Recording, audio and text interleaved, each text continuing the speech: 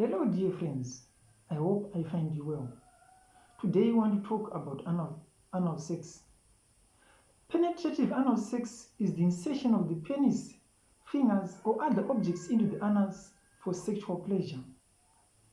Anal sex can aggravate existing hemorrhoids. The anus cannot naturally lubricate itself to reduce discomfort and friction-related concerns such as skin injuries. The anus lacks the cells that create the natural lubricant like the vagina has. The rectum's lining is also thinner than that of the vagina.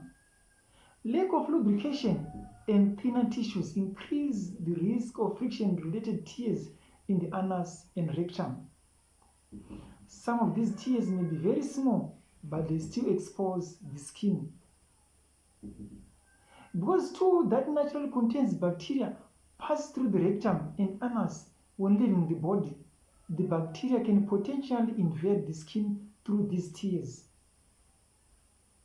This increases the risk of anal abscesses, a deep skin infection. Because anal sex can lead to bacterial infections, it can also increase the risk of sexually transmitted infections, STIs.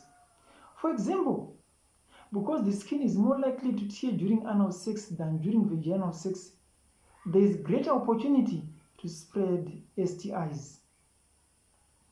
Anal sex is the highest risk sexual behavior for HIV transmission in comparison with vaginal sex. It is possible that a tear in the lining of the anus or rectum can grow larger. This is a fissure or large tear. Sometimes this tear is so big that it extends beyond the bowel to other parts of the body. It is then called a fistula. A fistula can be an emergency medical condition or situation because it allows stool from the bowel to go to other places in the body. Because stool naturally contains significant amounts of bacteria, having a fistula can introduce bacteria to other parts of the body, leading to infections and damage. Doctors and nurses usually perform surgery to repair a fistula. Fecal incontinence. A 2016 study in the American Journal of Gastroenterology looked at the sexual behavior of 4,170 adults. Researchers asked the adults whether they had ever had anal intercourse and whether they had fecal incontinence. They found that 37.3% of the women and 4.5% of the men had had anal intercourse. They also found that the rates of fecal incontinence were slightly higher among men and women who had anal intercourse in comparison with those who had not. Men who had anal intercourse had a higher rate of fecal incontinence than women. This study led the researchers to conclude there was a potential link between fecal incontinence and anal sex. The anus was designed to hold in feces. The anus is surrounded with a ring-like muscle called the anal sphincter, which tightens after we have a bowel movement. When the muscle is tight, anal penetration can be painful and difficult. Repetitive anal sex may weaken the anal sphincter, making it difficult to hold in feces until you can get to the toilet. The anus is full of bacteria. Bacteria normally in the anus can potentially infect the giving partner. Having vaginal sex after anal sex can also lead to vaginal and urinary tract infections. Oral contact with anus can put both partners at risk for hepatitis, herpes, HPV, and other infections. So what are the anal sex complications you may deal with? Soreness and irritation, light bleeding. This can be a sign of tears or fissures or hemorrhoids. Trouble with bowel movements. So prevention is better than cure. Some problems will need a nurse or a doctor's treatment. So talk to a health carer if you have one of these. Pain, fissures, loss of control over bowel movements, or fecal incontinence. This will inconvenience you and you can't even stay overnight at others' houses, say at a social gathering like a funeral or an all-night prayer at church. Continued or heavy bleeding. Symptoms of STIs such as discharge, bumps, sores, or a fever. As you can see from all these factors, anal sex is unnatural and brings diseases. Having said that, we want to see what inspection says about unnatural ways or unnatural means of having sex, for example, anal sex. When you read the book Testimony for the Church, Volume 2, page 473, paragraph 1, it says, open quote, "It is not pure love which actuates a man to make his wife an instrument to minister to his lust. It is the animal passions which clamour for indulgence. How few men show their love in the manner specified by the apostle, even as Christ also loved the church and gave himself for it, that he might not pollute it, but sanctify and cleanse it, that it should be holy and without blemish." This is the quality of love in the marriage relation which God recognizes as holy. Love is a pure and a holy principle, but lustful passion will not admit of restraint and will not be dictated to or controlled by reason. It is blind to consequences. It will not reason from cause to effect. Men and women are suffering from great debility and settled diseases because the laws of their being have been disregarded. Nature's laws have been trampled upon. The brain power is squandered by men and women, being called into unnatural action to gratify base passions. And this hideous monster-based law passion assumes the delicate name of love. Lawful sex in a marriage relation does not educate the mind and the moral taste for demoralizing practices outside the marriage relation. But as the control of reason is set aside, the animal passions will bear sway. With this we find in the Signs of the Times, 1881, September 22, paragraph 4, where fornication and adultery become far more than a possibility. Sensuality and base practices in a marriage relation that Ellen White mentions in Review and Herald, other than an act of reasonless passion, would understand these terms to mean things like manipulating your spouse into having sex or having sex a certain way when they are opposed to it. Such a practice would be dishonourable, mean, low, worthless, and vile, as the word base indicates, and show a dominant devotion to mere pleasure over principle, as the word sensuality indicates. When you read Testimonies for the Church, Volume 2, page 473, paragraph 1, it says, "Men and women are suffering from great debility and settled diseases because the laws of their being have been disregarded. Nature's laws have been trampled upon.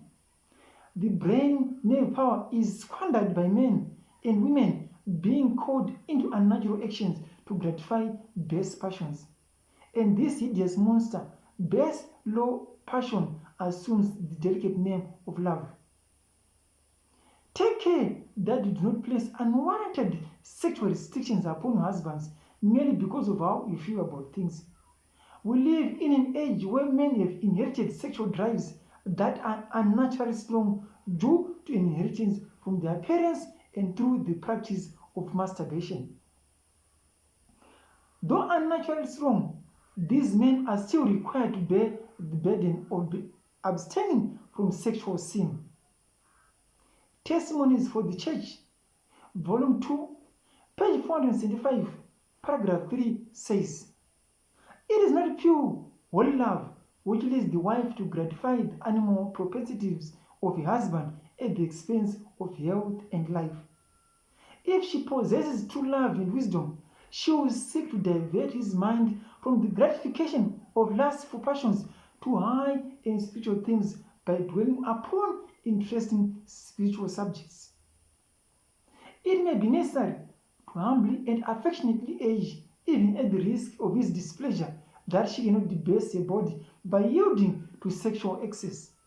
She should, in a tender, kind manner, remind him that God has the first and highest claim upon her entire being, and that she cannot disregard this claim, for she will be held accountable in the great day of God. What? Know ye not that your body is the temple of the Holy Ghost, which is in you, which ye have of God, and ye are not your own? For ye are bought with a price. Therefore glorify God in your body and in your spirit, which are God's. Ye are bought with a price. Be not ye the servants of men. When you read pamphlets number 11, page 58, paragraph 2, we read, sexual excess will effectually destroy a love for devotional exercises, will take from the brain the substance needed to nourish the system, and will most effectually exhaust the vitality.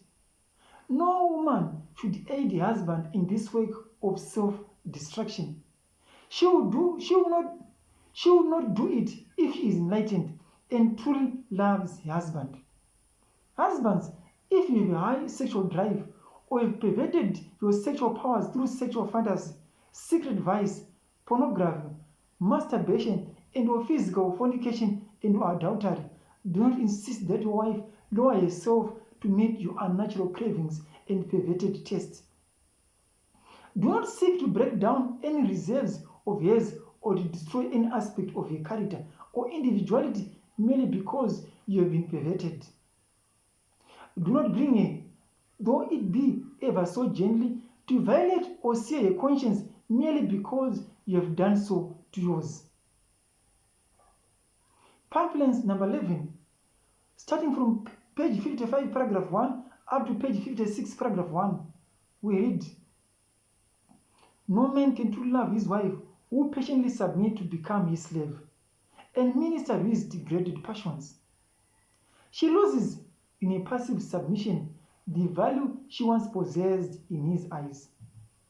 He sees her degraded down from everything, elevating to a low level, and soon his suspicions that she will maybe as tamely submit to be degraded by another as he by himself. He doubts her constancy and purity, tries of her, and seeks new objects which arouse and intensify his hellish passions. The law of God is not regarded. These men are worse than brutes. They are demons in human form. The elevating, ennobling principles of true sanctified love they are unacquainted with. The wife becomes jealous of the husband. She suspects that he will just as readily pay his addresses to another as to her if opportunity should offer. She sees that he is not controlled by conscience nor the fear of God. All these sanctified barriers are broken down by lustful passions. All that is godly in the husband is made the servant of low, brutish lust. End of quote. We are living in terrible times, dear friends. When sex is not freely discussed, especially between parents and their children, with all decent bounds, the children unfortunately learn about sex from unholy sources. Corrupt friends, unrighteous acquaintances, and the youth themselves entitling the word sex into the Google search bar, all result in giving youth an education to feed them for the second death. It's shameful if we become unfaithful guardians of the young. The Bible talks about sex as it does about raising children, and shall we raise them without giving them the opportunity to obtain a holy education on the topic? If you don't teach them, they will obtain a strict education and will not like it. Thank you so much, dear friends. Let's always try to do the natural means that God has designated us to do. The natural means of sex in all their forms will make us be eligible for the second death. May God bless you. Thank you so much.